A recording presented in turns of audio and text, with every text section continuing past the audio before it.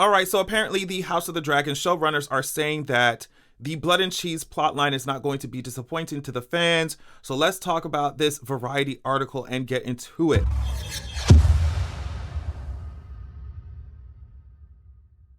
All right, like I said, this is coming from Variety. House of the Dragon writer teases season 2's Blood and Cheese plot. I don't think you'll be disappointed. Let me go ahead and just give a spoiler warning from now. I'm not gonna go too deep into the events that will happen in season 2, Fire and Blood or whatever, you know, the lore of the show, the books, whatever, but I'm just going to put it out there right now. Of course, we're talking about Blood and Cheese, so I may reference something. I mean, I'm gonna talk about it. So this is your warning to click off now. All right, so let's talk about the article. Blood and Cheese, 2 words that strike fear in the hearts of those who have read George R.R. Martin's Fire and Blood, and thus painting a horrifying mental picture of the dark vengeance to come in the 2nd season of House of the Dragon. So what is it? And why is it going to be such a big deal? Without giving away any major spoilers, I'm sure I'm going to give away spoilers, like I said. And if you want to see a video of me talking about Blood and Cheese, like the events that happened, like a specific video on it, just look in my description box. I really feel bad for Helena Targaryen. That's all I'm gonna say. Like, she don't deserve none of that. She don't deserve none of that. All Helena Targaryen be doing is telling y'all what's about to happen. Y'all don't pay attention. Y'all have not paid attention. The beast beneath the boards or whatever she's talking about. Y'all don't pay attention. All Helena do is try to avoid Alicent. All Helena does is try to avoid Alicent, live her life, have her little dreams, and go to sleep. That's all she do, you know? And for her to be facing the vengeance to come, to have to deal with that is so annoying. Aemond, like, okay, anyway. So what is it, and why is it going to be such a big deal? Without giving away any major spoilers from Martin's Fire and Blood, the A Song of Ice and Fire book that tells the target blah blah blah, we already know. Blood and Cheese are the nicknames given to 2 characters who are responsible for carrying out a revenge plot against Queen Alicent, King Aegon, Prince Aemond, of course, and the Greens on behalf of Prince Daemon and Queen Rhaenyra, and the Blacks. Of course, we know this is due to the fact that Aemond killed Luke, okay? And like I said, if Rhaenyra is turning around, remember she was at that fireplace and Daemon told her, like, and she turned around with vengeance in her eyes. If Rhaenyra looked at me like that, I'm running and hiding. I'm sorry. Where's Cyrax? Everybody run away. Fire and Blood. You talk about Fire and Blood, it's gonna be coming down in the Red Keep. Like, it's gonna be going down in the Red Keep. It's gonna be going down in the Red Keep. Okay, let's continue reading. On the Game of Thrones prequel series,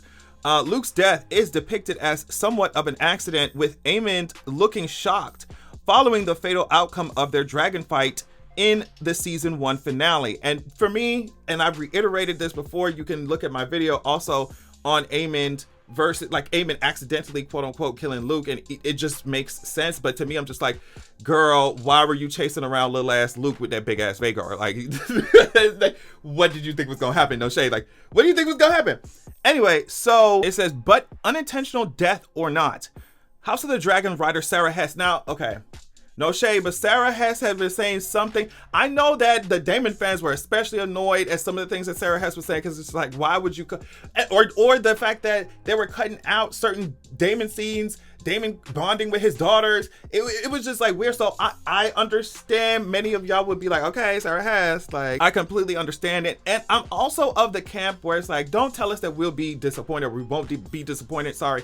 We won't be disappointed. We won't hate it. Don't tell us that. Let us just watch the shit first. Let's see what's going to happen first, because there's certain situations. Now, House of the Dragon as a whole, like, it's cute, but there's certain decisions that were made, and it's to be expected. Nothing's gonna be seen as perfect in the eyes of the fans, no matter what you do. But there's certain situations, there's certain decisions that were made that were like, okay, we really did not get our lives for that. We did not really live for that. So yeah, I would prefer if we just don't hear nothing about it until we see it, and then we can make the decisions for ourselves. But I'm still like, okay, if y'all are convinced that we won't hate it, like, let's just watch it. Let's just see what's gonna happen.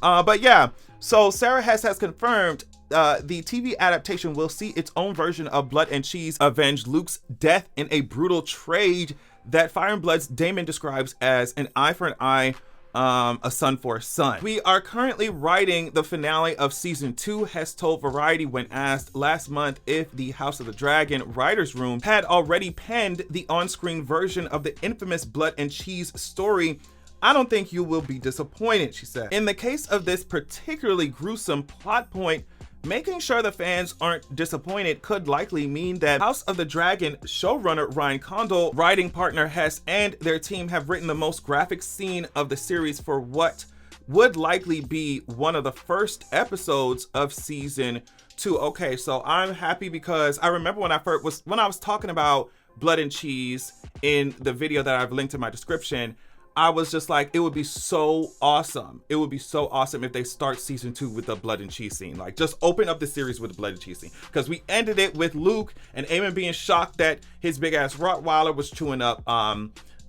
Eric's and Luke, even though he made Vhagar chase them around. Like, why you acting shocked, girl? So we ended season 1 with that. Let's open up season 2 with Daemon with the blacks getting their revenge on the greens. And there were some people like, I saw a tweet that said, what are we gonna do when the locals watch Blood and Cheese? And I guess obviously the person who made that tweet is Team Black. They're like, what are we gonna do? What are we gonna do? What are we gonna do? They're gonna be mad. They're gonna be like, oh my God, war crime, war crime. Bitch, there's no such thing as a war crime when it comes to Targaryens, bitch. Y'all hoes should have never put y'all hands on Luke. That's it. And if you expect me to be sad, and I'm going to be sad for Helena. I'm going to be sad for her family, like specifically her. I don't care about Aegon. Her, obviously, what happens to one of her kids. And obviously, they like, I'm going to be sad for their Helena and her children. That's who I'm going to be sad for. Okay. But as for the Greens as a whole, I'm not going to be sad. Bitch, y'all should have never put your hands on Luke. Y'all should have never put your hands on Luke. Y'all should have never tried to fucking usurp the motherfucking throne. Y'all need to move out the Red Keep. What are you talking about? Y'all need to get out the Red Keep. I'm not gonna be sad for you hoes. What are you talking about? But yeah, I had skimmed through this Variety article at first, and then when I saw Sarah Hess say we're writing the finale of season 2, and it was like they were talking about Blood and Cheese, I was like, please don't tell me y'all putting Blood and Cheese in the fucking finale. But no, the article actually says it's probably going to be one of the first episodes and of the next season. I'm just like, yeah, that's exactly where, in my opinion, that's exactly where Blood and Cheese belongs. Like, shock the audience. Open up this season, shocking the audience, like, oh my gosh, they really did that shit. But it really just does suck that Helena Targaryen is going to have to go through all this shit when she has really just been sitting there. Like, she hasn't been pissing anybody off. She didn't get on top of no dragon and chase anybody around. She didn't kill nobody. And it is her. It was, spoiler alert, obviously, it's her family that's gonna have to suffer. Her son is gonna have to suffer for that shit, and she loses her fucking mind. After all that, it's already a lot of shit going on in Helena Targaryen's mind. As it is, she having all these dreams, she's seeing the fucking future. She really thinks she's, in an episode of That's So Raven. Like, there's already so much going on in Helena's mind, and now she has to deal with this shit because of Aemond ass. And I can't wait to see all those dynamics going on. Like, damn, you Aemond, everybody gonna know that you did this, right? And now because of the revenge taken on the Greens, Helena's gonna lose a child. Helena's gonna lose a family member. And now, like, how is Helena gonna view Aemond? How is Aemond gonna react to all of this? I can't wait. They need to hurry up. Get y'all ass to work. Y'all got 8 months of filming. Come on, hurry up. They writing the finale. Hurry up. I'm waiting. We ready. But yeah, tell me what y'all think about this. Thank y'all so much for listening. Thank y'all so much for watching. And I will catch y'all later. Peace.